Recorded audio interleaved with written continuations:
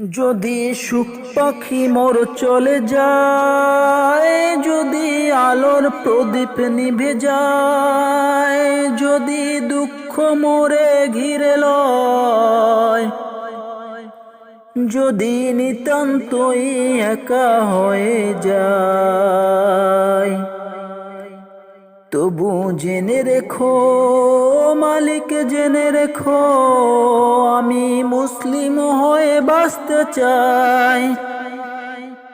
তবু জেনে রেখো মাওলা, জেনে রেখো আমি ঈমান নিয়ে মরতে চাই।